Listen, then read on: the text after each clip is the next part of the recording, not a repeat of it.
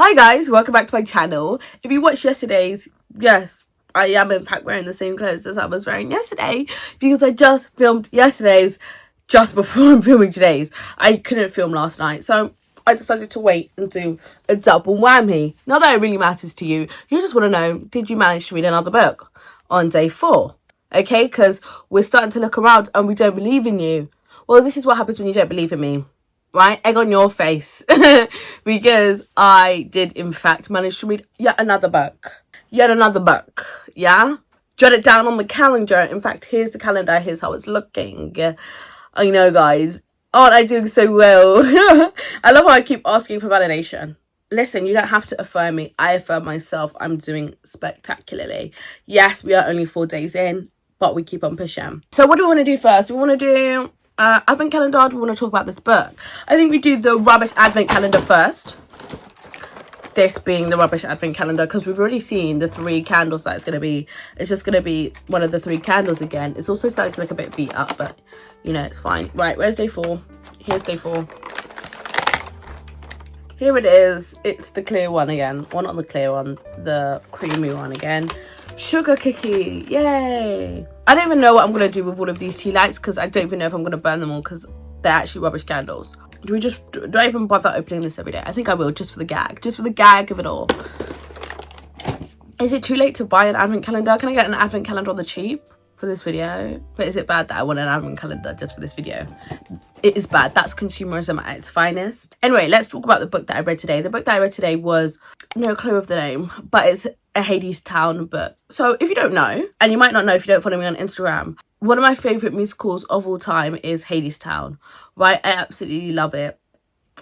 Chef's kiss. And so when I saw this non-fiction book come up, and it's not a long non-fiction book, right? But when I saw this non-fiction book come up, I was like, absolutely, get in my basket. I'm going to read you immediately. I bought it and read it immediately, right? I've started this a couple of days ago and I finished it today. I only had an hour left, but it took me longer to read it because I paused between every chapter. Basically, every chapter is a song title, and it's basically talking about the history of the songwriter writing that song, or the playwright, same thing, because it's a musical. Songs equals play, you know, it's a musical anyway. And so I would listen to a chapter about a song and then I'd go and play it. Bearing in mind the album's 2 hours just on its own, that tells you like the length of time. I added 2 hours onto my reading time, right? But it was such an immersive experience for me that I absolutely love doing it that way. But you absolutely don't need to, because as I said, this book is about the writer, playwright / songwrite musical writer talking and journaling about her history of writing the song. And how it would do it is that she would open the song and she would kind of sing it out loud as she's narrating this audiobook. So she would kind of like sing along, no musical accompaniment, just her and her voice just singing along. And then in certain chapters they would intersperse that with real clips. When your body aches to lay it down, when you're hungry and there ain't enough to go around, ain't no length to which a girl won't go, any way the wind blows. Wind comes up, ooh, Eurydice. And sometimes you think, wind comes up, you would do anything just to fill your belly full of food. Find a bed that you could fall into, where the weather wouldn't follow you. Wherever you go, anyway the wind blows. And then in certain chapters they would intersperse that with real clips from one of the studio recordings. There are many recordings of Hadestown, which I absolutely love. I love that you can hear the different iterations of it through to she refers to the different iterations of the songs throughout time. So she'll talk about when she first wrote it, some of the songs, maybe the history of why she first started writing it, how it changed, who influenced her in the changing, how it tested in the audience, what her thesis was for writing it, and it was just really informative and really great. It was very much if you love Hadestown, you're gonna enjoy this book, hopefully. What really tied it together was, I think, the singing and the clips, the audio clips. It was a very well done audio production. In fact, this is probably one of the best audio productions that I've listened to all year. I love an immersive experience like that. I do wonder what the format of the book is, if this is more of a coffee table book, but in translating that to an audiobook, they've done this experience. But either way, it's absolutely worth listening to it. It also really showed me behind the curtain in playwriting, because I'm not a playwright, so I don't know what is the whole procedure, what happens, etc, etc. But this book showed me, this book told me, and there was so much more collaboration and editing and tweaking as time went on for different performances than I even knew. For example, I watched Hadestown for the first time in the National Theatre in London, and to hear that it changed after that, and how it had changed to come to the National Theatre, or even changed whilst at the National Theatre, was really interesting. I didn't know that before, and I have watched it again since its return to London, and I must admit I didn't love it as much, and there were multiple different elements that went into why I didn't love it as much. But now part of me wonders if some of those slight changes don't resonate with me as much, and that's a very personal thing, right? How certain lines will hit you and might not affect other people. So that's just interesting. No, but yeah, I would just really enjoy it. Now, this is not a short book, but I read it. I said, I'm going to read.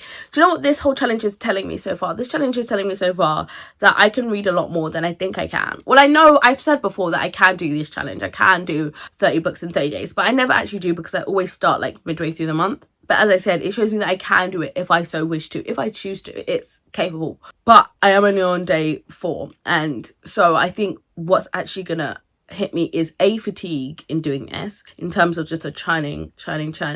And B, when I get busy, when I have things to do, that's when it's going to hit me.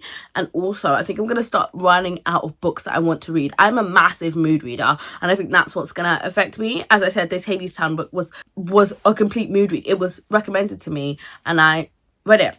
Now, talking about it was recommended to me, I wonder if it was recommended to me because the new album is dropping in 2 days. Today's the 4th. There's an album of Hadestown, of this new London recording, the West End recording, coming out in 2 days. The original West End CD. I also am going to have to go back to watch Hadestown now that I've read/listened to this. I have to. I absolutely must. And I think I might go to the theatre and buy the CD in person. When I get in person, I can play it in my CD player. That looks like a record player. So Chatty pointed this out in day 1's video, that my CD player looks like a record player.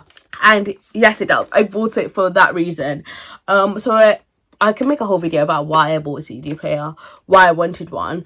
When you move that, that's what turns the CD on. That's on and off. How cute. The pin. I buy CDs now. Basically, I'm a CD collector. So to listen to the Hadestown Broadway version as I'm listening to it, it's going to be interesting again to listen to the West End CD live on my CD player. Perfect. So, what a fun time.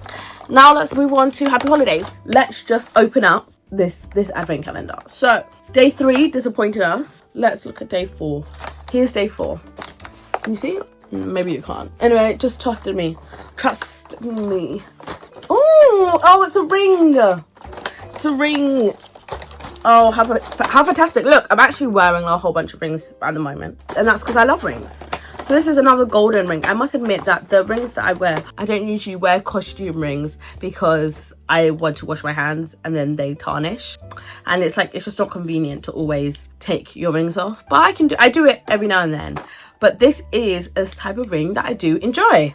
It's just a simple band. And you can't go wrong with a simple band. You really can't. I'm very happy. She's happy again. The advent calendar has cheered me up. I'm glad we ended on this. She's Beauty and she's Grace. Look at her. No, don't look at me.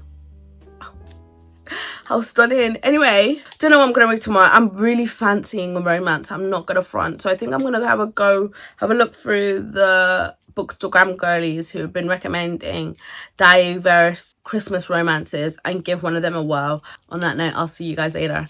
Bye!